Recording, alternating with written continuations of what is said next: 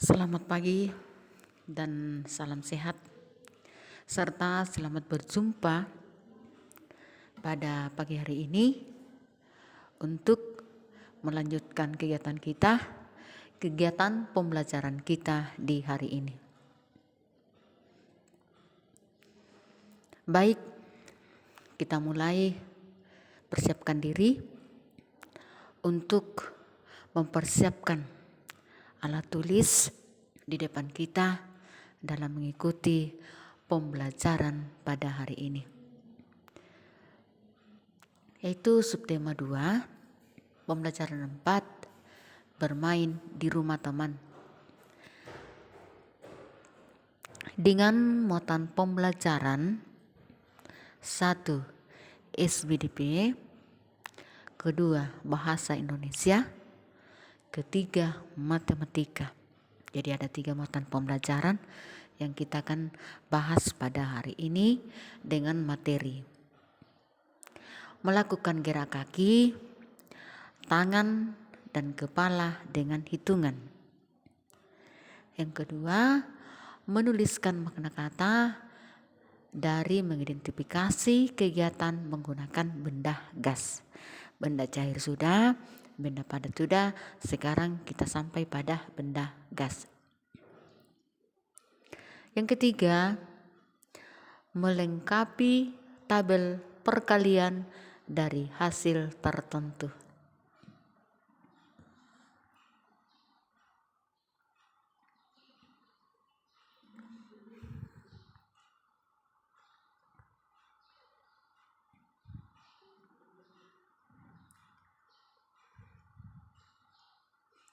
Nah, kita lihat dari materi yang pertama, melakukan gerak kaki, tangan, dan kepala dengan hitungan. Berarti gerakan itu bisa diulang-ulang karena adanya hitungan atau ketukan yang bisa kita ikuti. Bahwa dalam 4 gerakan ini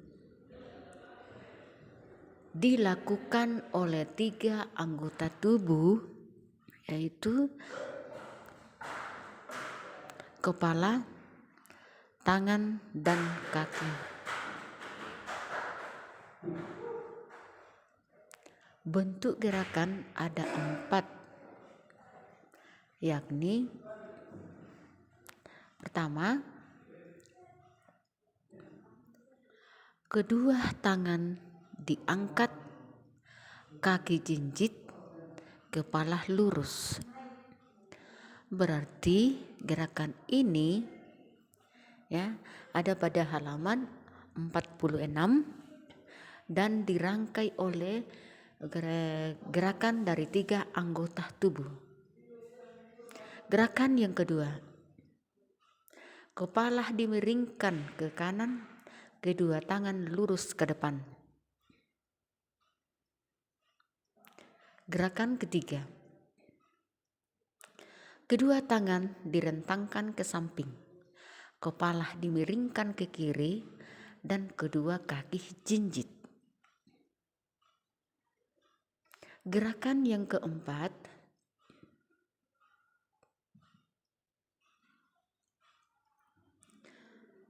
atau gerakan terakhir, kedua tangan silang di depan, kepala lurus, dan kedua kaki rapat.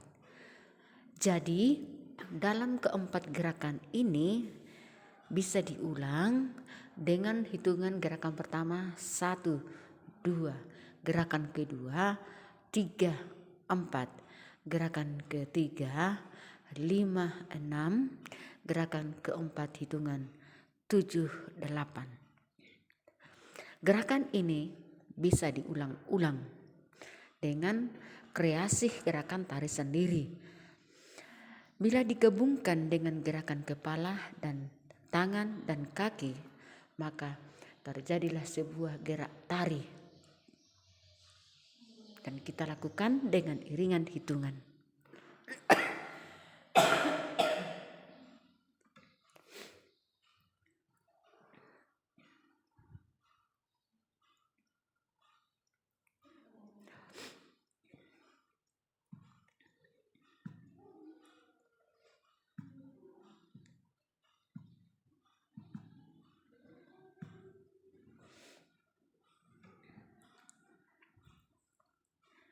Semoga dengan bentuk gerakan-gerakan ini yang dirangkaikan dari 3 anggota tubuh dengan hitungan 1 sampai 8 seperti pada contoh halaman 46 bisa dipahami dan bisa diikuti di rumah masing-masing.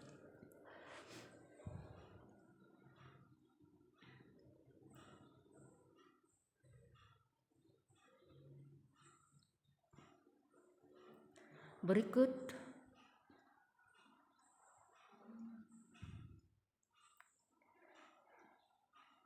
kita coba melihat materi kita yang kedua mengenai makna kata dari mengidentifikasi kegiatan menggunakan benda gas. Pada buku teks kita halaman 47, di situ dijelaskan tentang balon udara bisa terbang cukup tinggi karena adanya benda gas. Balon udara dapat terbang karena bantuan gas atau angin atau udara. Begitupun dengan lampion dan gelembung. Lampion dan gelembung dapat terbang karena di dalamnya terdapat gas atau udara. Jadi balon yang besar bisa mengembang karena adanya udara atau gas. Maka balon bisa terbang karena adanya ruang kosong yang diisi oleh angin atau benda gas. Mari kita lihat bersama pada halaman 48. Ban sepeda atau mobil bisa berputar karena adanya angin. Seandainya ban tersebut tidak diisi oleh gas atau udara, maka ban itu tidak bisa berputar karena tidak terisi oleh gas. Tapi yang menggerakkan mesin adalah bahan bakar. Hanya untuk memutar ban adalah udara. Tanpa udara, ban itu tidak bisa berputar. Bahan bakar ini tergolong juga benda cair, seperti pada pembahasan materi kita di hari yang kemarin.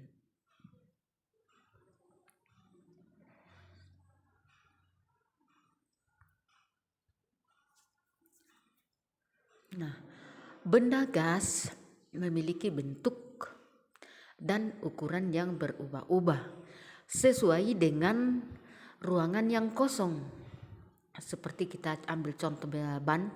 Kalau ban kecil, tentu ukurannya kecil.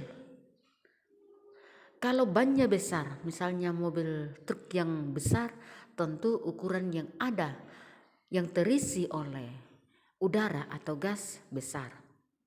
Makanya itu dikatakan berubah-ubah atau memiliki bentuk ukuran. Berikut, benda gas dapat menempati ruang. Hal itu bertanda bahwa benda gas memiliki volume. Balon yang belum ditiup belum memiliki volume. Jadi kalau balon sudah ditiup, sudah ada volume. Tapi balon yang kempes atau ban yang kempes belum memiliki volume. Nah, apa yang disebut dengan volume? Ya, makna kata dari volume adalah isi atau besarnya benda gas dalam ruang atau tempat yang kosong. Kita ambil sebuah contoh ruangan. Semua ruangan tentu tidak sama ukurannya, baik di rumah, di sekolah atau di mana saja. Semua ukurannya berbeda. Maka dengan itu, udara yang terdapat dalam setiap ruangan tidak sama ukurannya. tergantung dari besar kecilnya ruangan tersebut.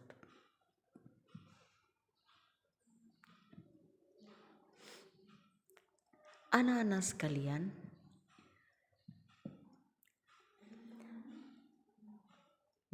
benda gas atau udara dalam kehidupan kita manusia sangat penting,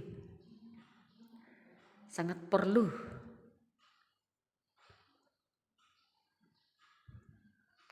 Maka dengan itu kita harus melihat beberapa contoh kegunaan gas dalam kehidupan kita. Salah satunya yang paling nomor satu itu, yang paling utama adalah udara itu digunakan untuk bernapas. Tanpa udara, tanpa angin, kita tidak bisa hidup karena kita tidak bisa bernapas. Jadi semua makhluk hidup membutuhkan udara untuk bernapas, untuk hidup. Yang kedua, untuk digunakan memasak.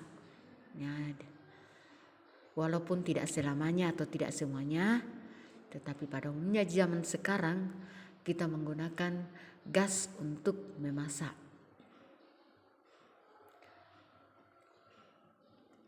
Yang ketiga, mengisi balon. Ya, seperti ada pada gambar 48. Yang keempat, ya, udara itu atau angin pasti kita gunakan untuk bermain layang-layang. Tanpa udara, layang-layang kita tidak bisa bergerak atau terbang tinggi. Yang kelima, untuk mengisi ban pada kendaraan. Seperti tadi Ibu Guru telah jelaskan bahwa angin atau udara atau benda gas itu digunakan untuk mengisi ban agar kendaraan bisa berputar atau bisa berpindah. Jadi itulah contoh-contoh kegunaan benda gas dalam kehidupan kita.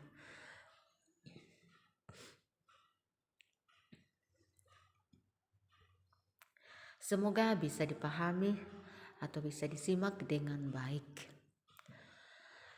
Dalam pertemuan kita pada hari ini, kalau kita menghitung dengan menjumlah ya materi-materi yang telah pelajari, bahwa kalau kita hitung materi kita dengan menjumlah, sama juga kita belajar dalam perkalian. Karena perkalian itu ada pengertian dari penjumlahan secara berulang.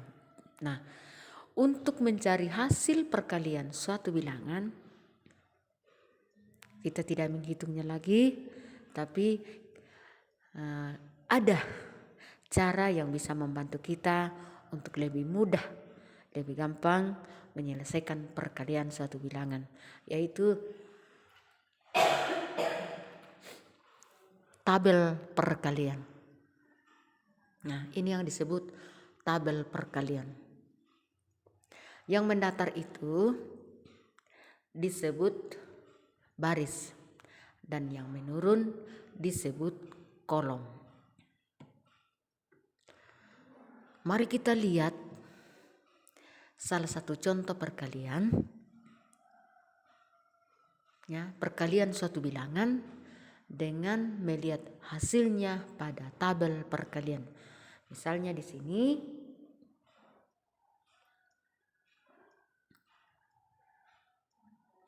tiga kali 7, kita lihat baris ketiga ke sana. Lalu setelah itu kita lihat kolom ke-7. Untuk melihat berapa hasil dari perkalian 3 kali 7, kita akan melihat titik pertemuan baris ketiga dan kolom ke-7. Tepatnya pada angka 21. Karena 3 kali 7 sama dengan 21. Jadi selalu ingat, kita melihat baris dan kolom, di mana titik pertemuan dari baris dan kolom itulah hasil perkalian dari bilangan tersebut.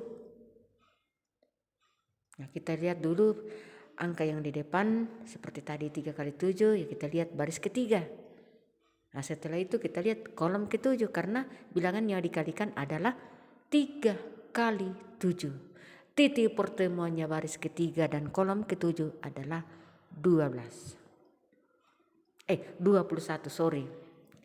adalah 21. Yang kedua, kita lihat 5 kali 4. Kita lihat baris ke-5 ada anak panah.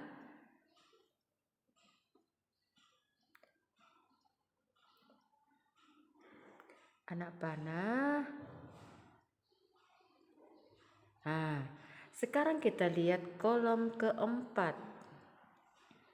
Nah, di situ pertemuan 5 kali 4 adalah hasilnya 20. Contoh yang ketiga, misalnya 8 kali 4. Kita lihat 8 kali 4. Titik pertemuannya adalah 32. Jadi itulah hasil perkalian dari 8 kali 4. Cara untuk menyelesaikan perkalian di sini anak-anak,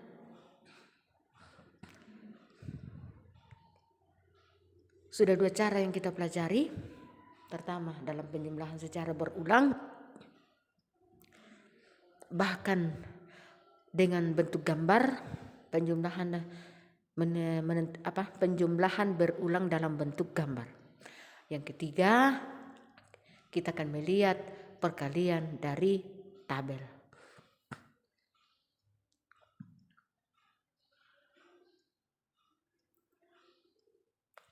Yang berikut, mencari hasil kali suatu bilangan dalam tabel perkalian. Ya, seperti ini, 4 kali 4 sama dengan 16. Titik pertemuan baris ke-4 dan kolom ke-4 adalah 16. Lihat di tabelnya. Yang kedua, 2 kali 9. 2 kali 9 baris kedua, kolom 9, hasilnya adalah 18.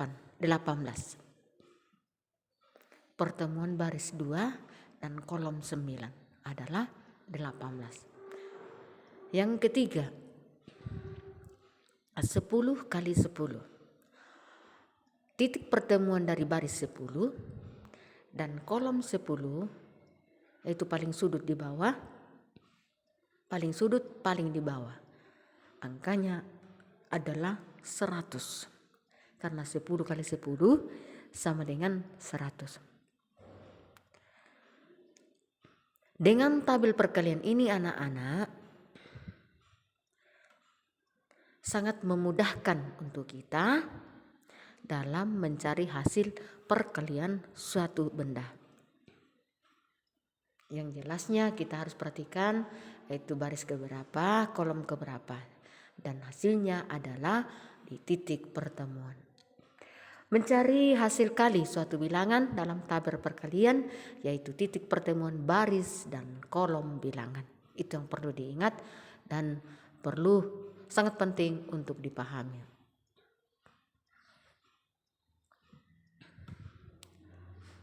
Mari kita lihat bentuk perkalian pada tabel berikut. Nah, umpamanya angka 12, tabel pertama. 12 ini, angka 12 ini,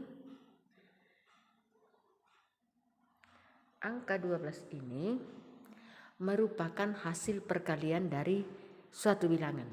Misalnya di situ 1 kali 12 hasilnya 12. 2 kali 6 hasilnya 12. 3 kali 4 hasilnya 12. Lalu yang terakhir 6 kali 2 sama dengan 12.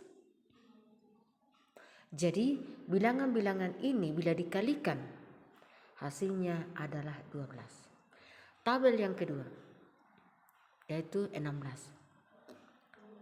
Bilangan yang dikalikan dengan hasil 16 misalnya 16 kali 1, 2 kali 8, 2 kali menjumlah kali 8 ya 16 itu.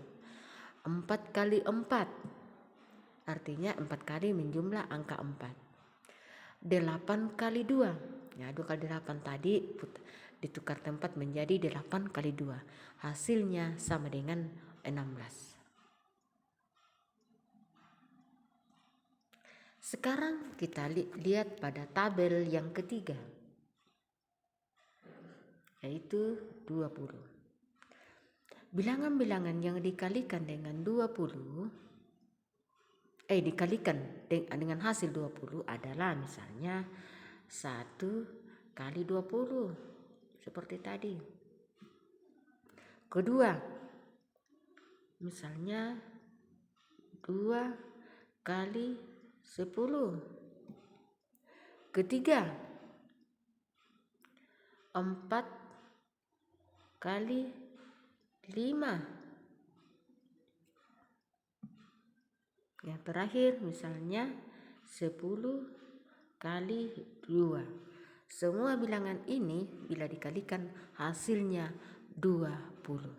Setiap bilangan dikalikan hasilnya sama dengan atau sama pada bilangan di kolom pertama atau bagian depan. Itu perlu diingat dan dipahami. Nah, anak-anak sekalian, dari ketiga materi pembelajaran kita pada hari ini, kita kan mau melihat kembali sejauh mana penjelasan dari Ibu Guru bisa disimak atau bisa diterima dengan baik dalam arti dipahami. Nah, untuk itu kita akan melihat tugas untuk dikerjakan.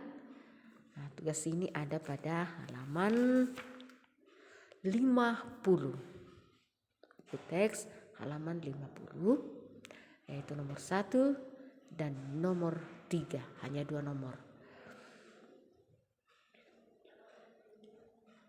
Semoga anak-anak di rumah senantiasa tetap semangat untuk menerima materi dan mengerjakan tugas dengan baik. Ibu Guru selalu mengingatkan agar anak-anak selalu belajar menulis huruf tegak bersambung dalam menulis catatan penting ataupun mengerjakan tugas. Usahakan catatan atau pekerjaan itu rapi supaya kita terbiasa dari kelas rendah sampai ke pendidikan yang lebih tinggi nantinya pekerjaannya selalu rapi dan bersih.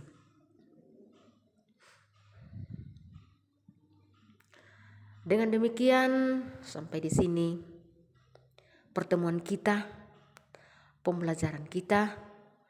Semoga kita tetap semangat, tetap sehat, dan selalu setia untuk menerima pelajaran dan mengerjakan tugas dengan baik. Kita tutup dengan doa.